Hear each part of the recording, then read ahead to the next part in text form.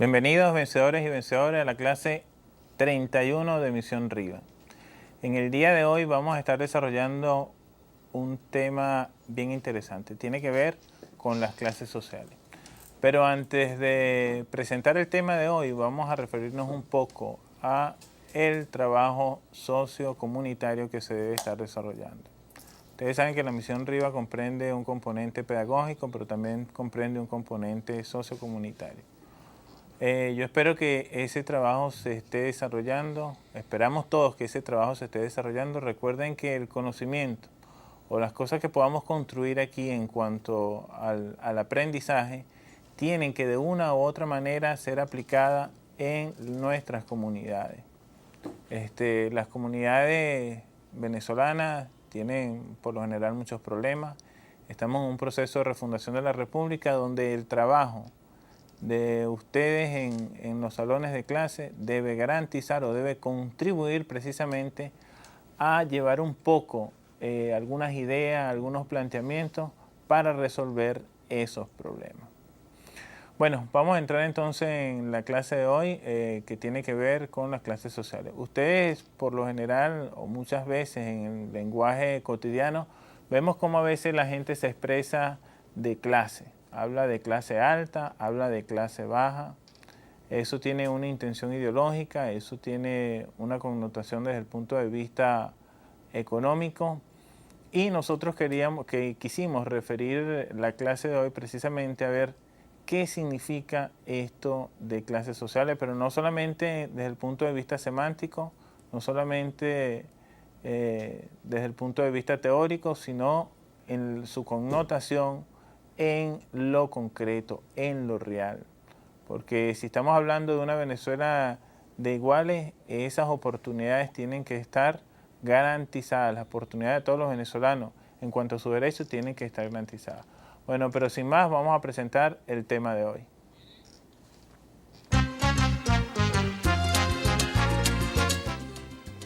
Formación de las clases sociales en Venezuela.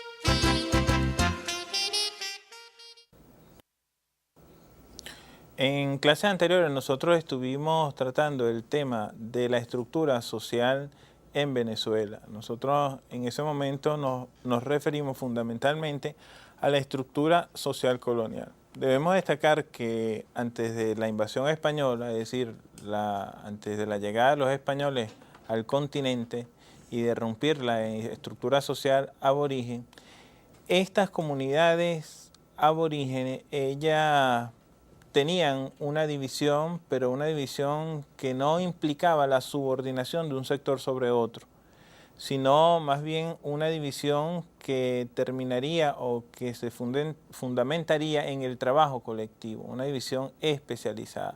Y la jerarquización política estaba dada por algunas características propias, como las habilidades para la caza, la pesca, la agricultura.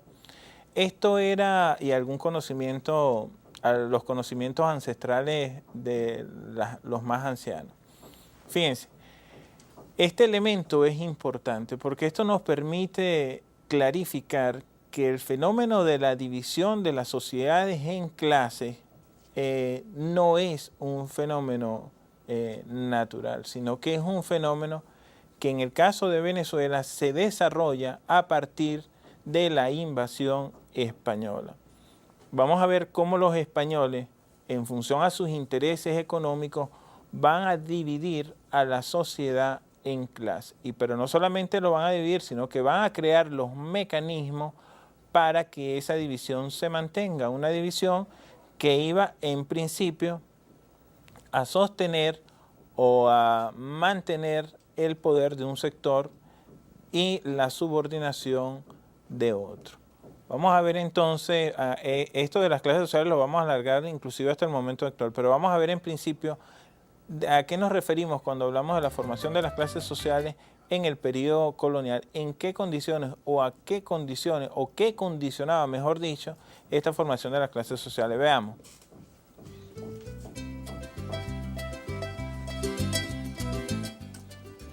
Las clases sociales se forman sobre la base de la propiedad territorial, la producción agrícola y su comercialización, además de la explotación del hombre. Es decir, partiendo de los intereses que tenían los españoles en el territorio nacional, ellos se van a apropiar del territorio, pero también del comercio. Eso va a sugerir o va a provocar que este grupo de españoles, fundamentalmente la corona española, va a tener un control sobre los medios de producción, es decir, sobre las fuentes de riqueza. La clase dominante entonces va a ser aquella que se va a adueñar de la propiedad territorial y del comercio. Y la clase dominada excluida de la fuente de riqueza. Por favor, les agradezco que copien esto para continuar con los factores que condicionaron esa diferenciación de clase.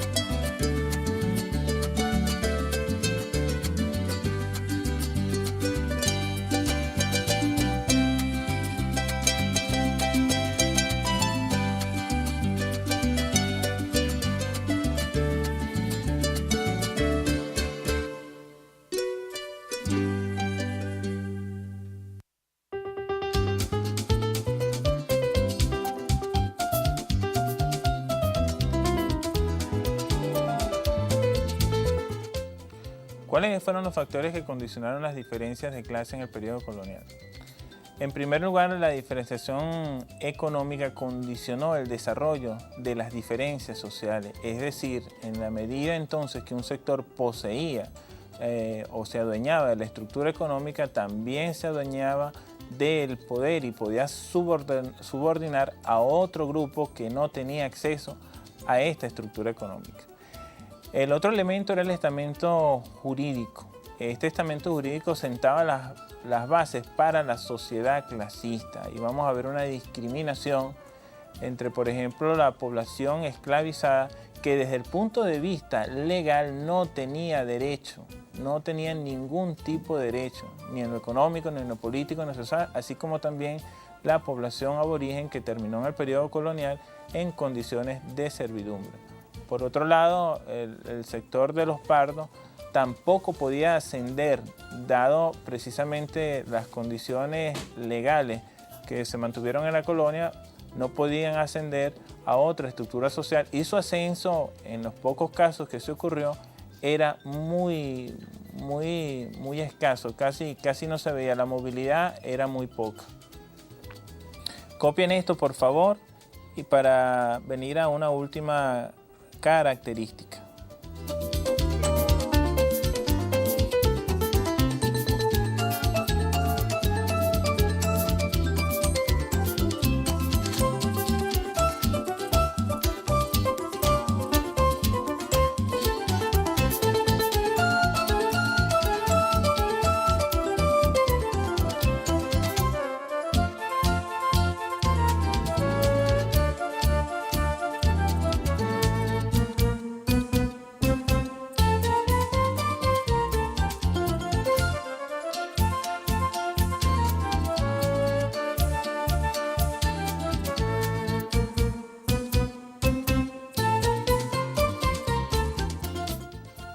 Entonces tenemos en primer lugar la diferenciación económica, que creaba mecanismos de subordinación de un sector sobre otro. El estamento jurídico, que era el conjunto de leyes que aseguraba precisamente esta subordinación. Y en tercer lugar, el sistema político, que acentuaba las relaciones de poder entre las clases. Este sistema político permitía que solo las decisiones pudieran ser tomadas por el grupo dominante, por el sector que se adueñó de los medios de producción, que se adueñó de la fuente de riqueza y que controlaba la estructura económica y social del país. Por favor, copien esto rápidamente para pasar a la otra parte de la clase.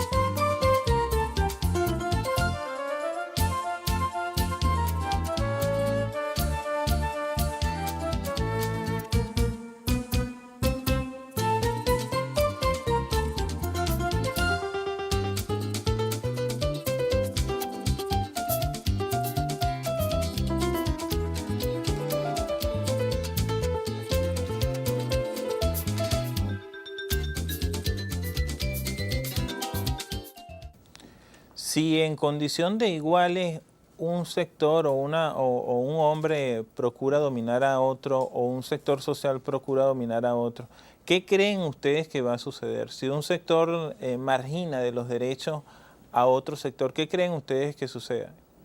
La respuesta es elemental, yo no sé si ustedes la comparten, que esos dos sectores tienen que necesariamente entrar en conflicto. Primero porque uno lo que va a pretender es seguir dominando y el que está dominado va a pretender llegar a estar en igualdad de condiciones, en igualdad de derechos. Eso es más o menos lo que sucede en el periodo independentista. En el periodo independentista, en la guerra de independencia, un sector se va a enfrentar a otro en función precisamente de esa igualdad de derechos. Vamos a ver las características de la evolución de las clases sociales durante la guerra de independencia y vamos a ver cómo esta estructura de división de la sociedad en clases no cambia de manera significativa en este periodo. Veamos entonces la siguiente lámina.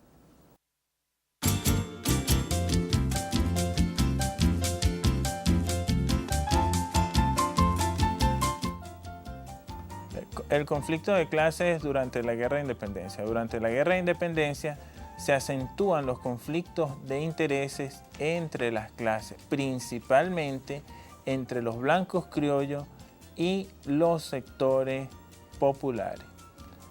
Copien esto para pasar entonces a los objetivos de cada uno de estos sectores. Ya nosotros hemos hablado sobre esto, pero es bueno que lo recuerden.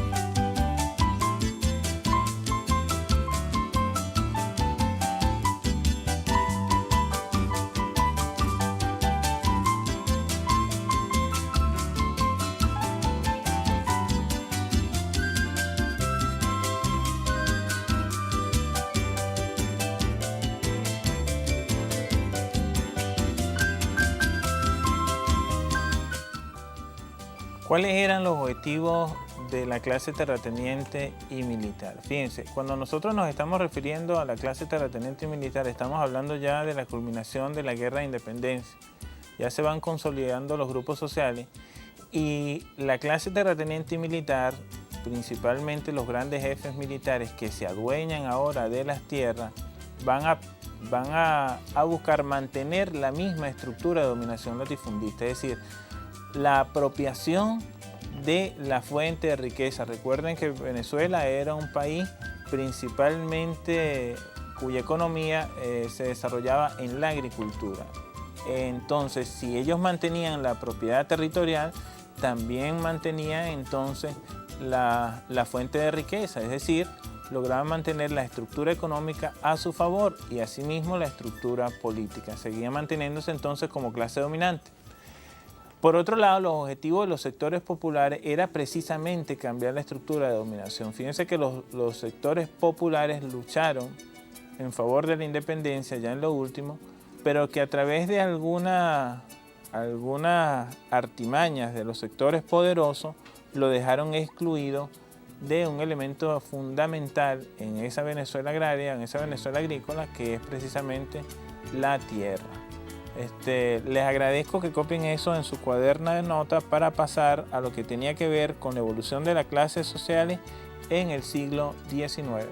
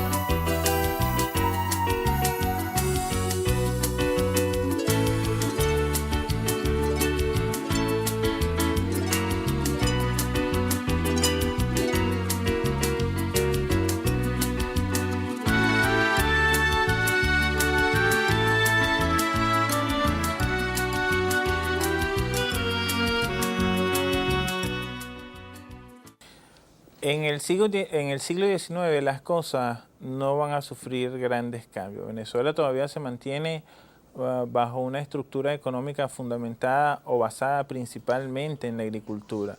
Y mientras los dueños de la tierra sean el mismo sector, ese reclamo de los sectores populares, ese reclamo de los sectores desposeídos, no va a poder ser efectivo. En primer lugar porque se mantienen el poder económico y a partir del poder económico entonces condicionan o desarrollan las leyes, pero también el ejercicio del poder que los va a mantener precisamente en ese estatus. Es decir, la clase dominante va a crear mecanismos ideológicos, mecanismos políticos para mantenerse en el poder. Nosotros eso no solamente lo vamos a ver en el siglo XIX, sino que también lo vamos a ver en el siglo XX, donde esta clase ya no fundamentada, ya cuando la economía venezolana no solamente está fundamentada en la agricultura, sino también en el petróleo, nosotros vamos a ver cómo la clase se va amoldando, se va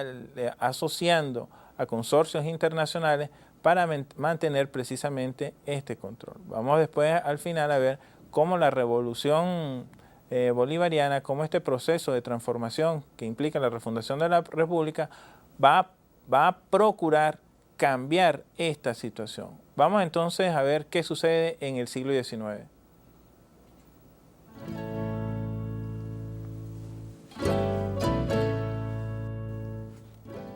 Las clases sociales al final del siglo XIX. Fíjense ese porcentaje que se reseña en el siguiente cartel. Se acentúan las diferencias de clase. El 1% de la población útil y de trabajo concentraba en sus manos la riqueza territorial agraria. Toda la riqueza territorial agraria estaba concentrada en el 1% de la población. Es decir, la diferenciación de clase entre la clase dominante y la clase excluida se acentúa aún más. Copien, por favor, para hablar un poco sobre cuáles son los mecanismos en lo territorial, en lo político y en lo económico de que se va a valer la clase dominante para acentuar ese poder.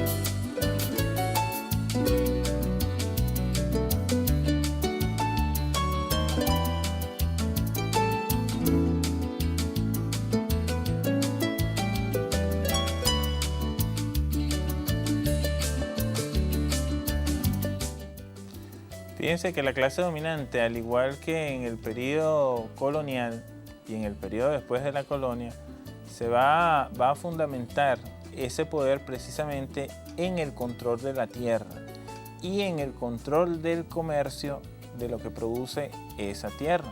Es decir, el control mercantil, vamos a tener dos sectores, uno mercantil y el otro terratenientes como clase dominante. Ellos van a concentrar la fuente de riqueza y los privilegios que de ello derivan. Principalmente el privilegio, de tener el poder. Copien esto para pasar entonces a caracterizar la otra clase, que es la clase excluida o las clases oprimidas.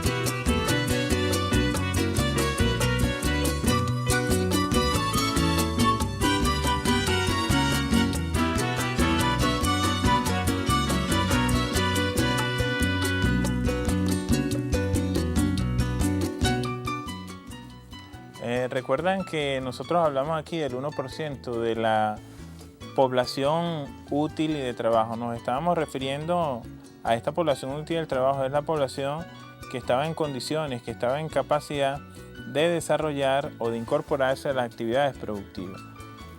El porcentaje más grande de esa población va a estar referida precisamente a las clases oprimidas. Esas clases oprimidas en el siglo XIX ya no van a ser los esclavos, sino que van a ser los campesinos, pero unos campesinos que van a estar prácticamente en condiciones de esclavitud, puesto que sobre ellos recae un peso importante de explotación. En el siglo XIX nosotros se señalan algunos elementos que son interesantes.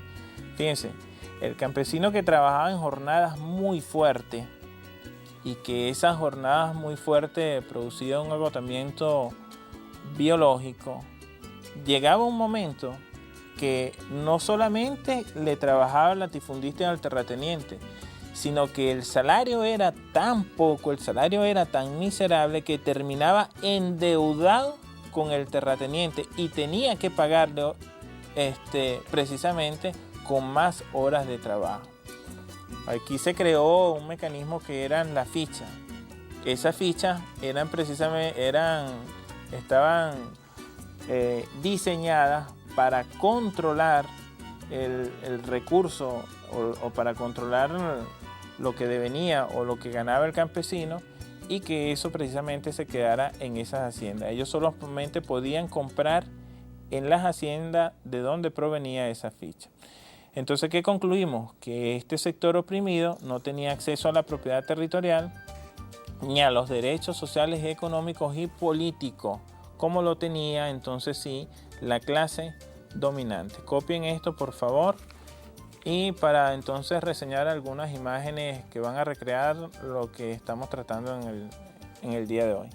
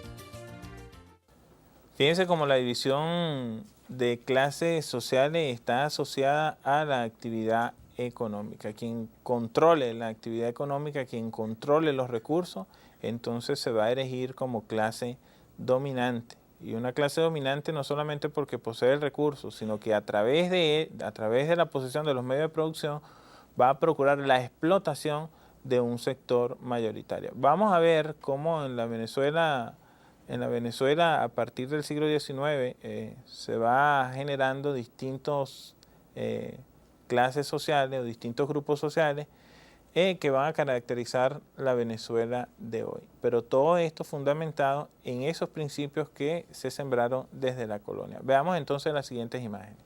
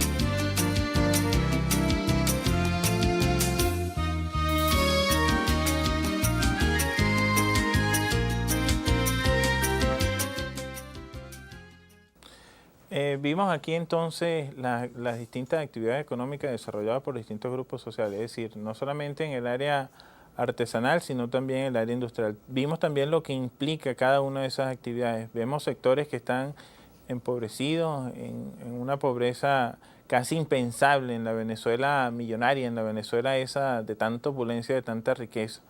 Y vemos otro sector, bueno, que disfruta de los privilegios precisamente de esas desigualdades sociales heredadas. Nosotros tenemos que distinguir entre qué significa una clase social dominante que pretende sujetar a toda la población, al resto de la población, a sus designios. No podemos generalizar cuando estamos hablando de las clases empresariales o de los sectores empresariales, porque no todos se han adueñado de las riquezas. Hay muchos de ellos han sido productores, trabajadores prósperos, pero otros que son los que hoy son más reaccionarios ante los cambios que se están procurando en la Venezuela de hoy por la igualdad, ellos no han obtenido las riquezas precisamente del trabajo, mientras que esos campesinos, esos artesanos, esos obreros trabajan de mañana hasta tarde, todo el día, apenas tienen los beneficios de un salario para poder sobrevivir. Y ustedes saben qué significa el trabajo de un obrero, qué significa el trabajo de un artesano. Vamos entonces de manera muy rápida a ver cómo se caracterizan las clases. Nosotros hicimos un resumen, distinguimos dos elementos importantes, uno que tiene que ver en el campo y otro que tiene que ver en la ciudad. Esto es para diseñar de alguna manera un elemento didáctico que nos permita visualizar lo que estamos tratando de marcar o lo que estamos tratando de resaltar y que ustedes discutan en la clase de hoy. Veamos entonces.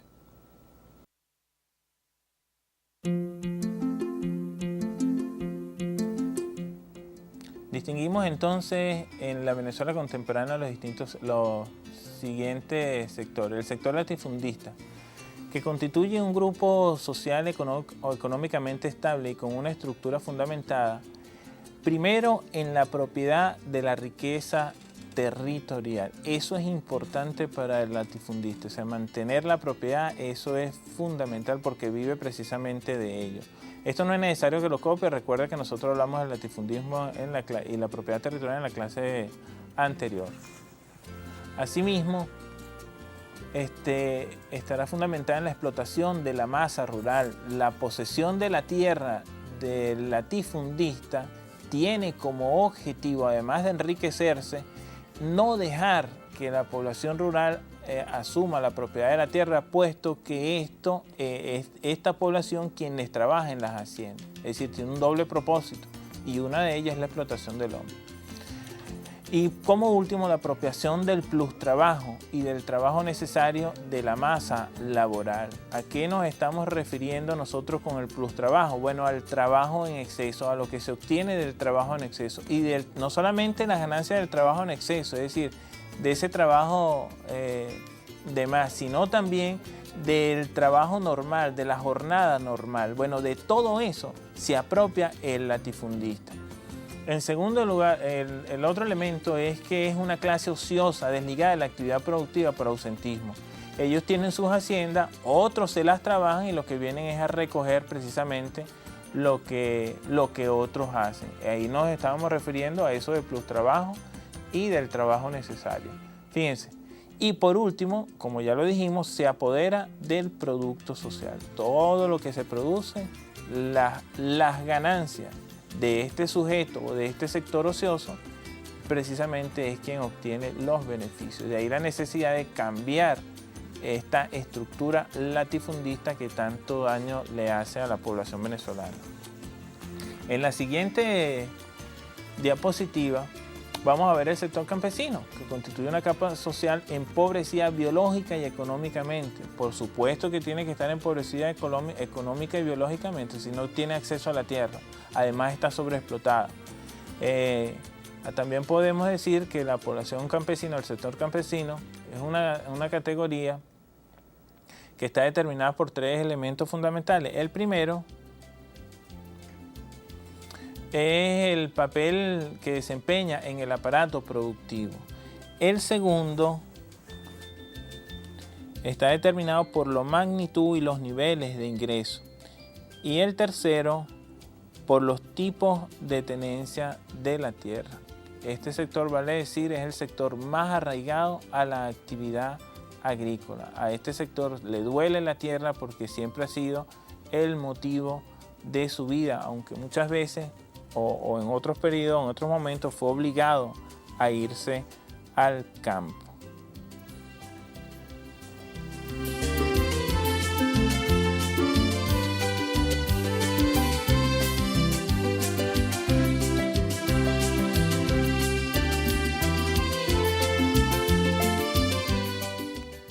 Nosotros debemos destacar que este sector campesino muchas veces o gran parte de ese sector campesino tuvo un éxodo principalmente en la Venezuela petrolera hacia la ciudad. ¿Por qué el éxodo del campesino a la ciudad? Sencillamente porque las condiciones de vida en sus sitios de trabajo no eran las mejores, una población totalmente desamparada. Entonces tuvo que irse del campo a la ciudad. Eso provocó, bueno, lo que ustedes ya saben, la tremenda concentración de la población y también la disminución de la actividad agrícola.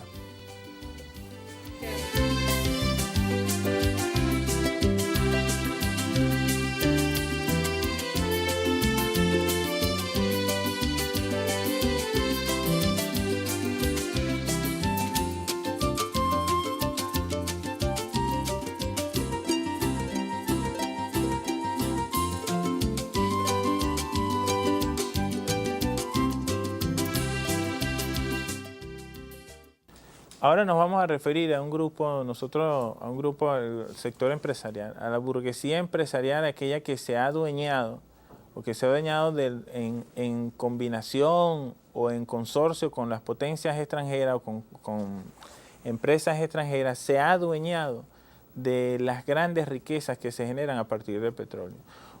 Nosotros podemos decir que en la Venezuela petrolera, el principal producto de exportación y lo que genera principalmente la riqueza en nuestro país es precisamente el petróleo.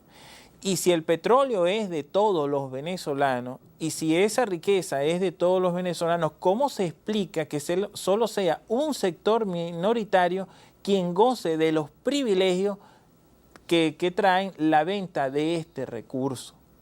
Eso quiere decir que hubo conjuntamente con el sistema político, con el Estado venezolano, desde los años 50 hasta aquí, una alianza que iba precisamente a establecer una clase social en el poder y excluir a otro gran sector, un sector mayoritario. Es decir, las clases sociales, tal cual con sus contradicciones, entonces se van a mantener en los años 50, en los años 60, en los años 70, en los años 80 y en los años 90, cuando va a desencadenar este conflicto tan grande, no de clases sociales en sí, pero sí de intereses, porque mientras hay un sector tratando de seguir acaparando los cúmulos o las riquezas que devienen del recurso natural, principalmente del petróleo, hay otro sector que está excluido y que está buscando precisamente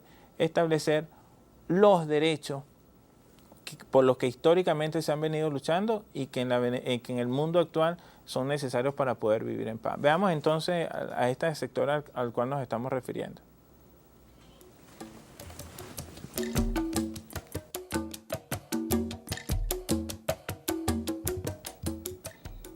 La burguesía nacional y la oligarquía financiera representan la clase rectora de la sociedad opulenta.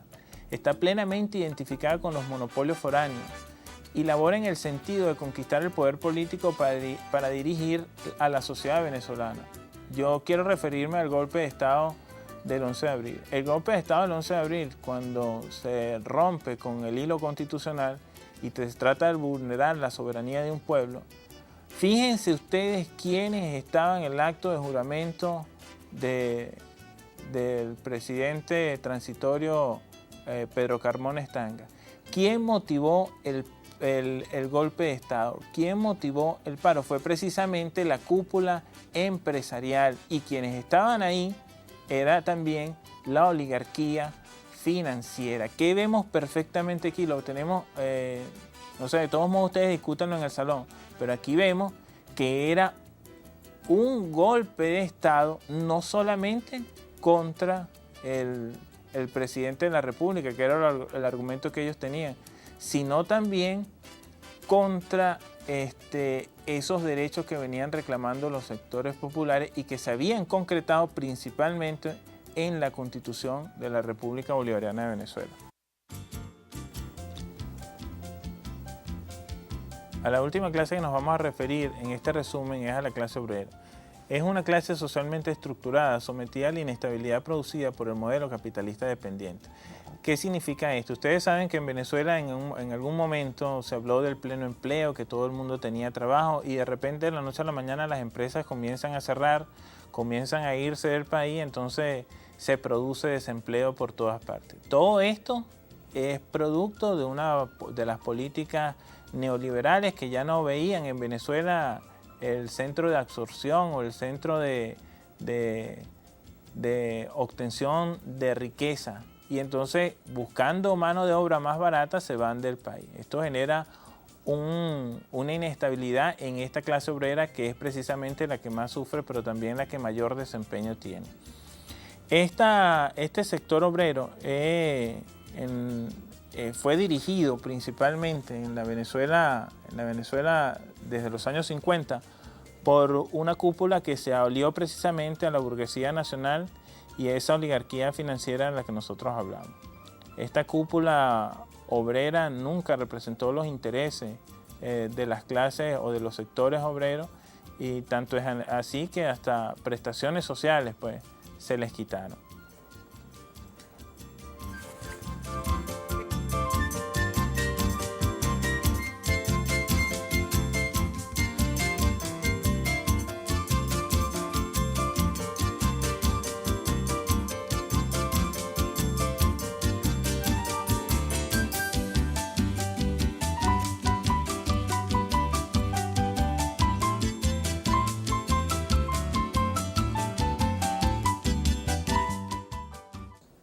Hay otros sectores en la Venezuela actual, como los sectores profesionales. Hay un sector político que se adueñó de mucha riqueza en alianza con esto de lo que ya les hablamos. Hay varios sectores que nosotros no logramos destacar, que esperamos hacerlo, esperamos tocarlos en otra oportunidad. Fíjense, aquí lo importante es destacar que en la refundación de la República están en juego muchos intereses. Los intereses de los que queremos a Venezuela, de los que queremos una Venezuela igualitaria, con los derechos que a todos nos corresponden y con la distribución de la riqueza que a todos nos corresponde también, donde la exclusión sea un tema del pasado. Esos intereses de ese sector mayoritario contra otros intereses de aquellos que se han creído dueños del país y que pretenden seguirse manteniendo dueños del país. Nosotros tenemos una gran oportunidad, tenemos una oportunidad histórica. No podemos dejar el control de las estructuras políticas, de las estructuras de poder, porque la Constitución establece otra cosa, en manos de los políticos. Yo les hablé a ustedes de la Contraloría Social. La Contraloría Social es un ejercicio para romper precisamente con este aislamiento. Nos vemos entonces en la próxima clase. Discutan esto bien en su salón. Recuerden que no es aquí donde se está produciendo el conocimiento, es en las aulas donde se están produciendo el conocimiento. Nosotros lo que estamos es generando y ayudando a que esta discusión sea un poquito más amena. Nos vemos entonces en la próxima clase. Hasta luego.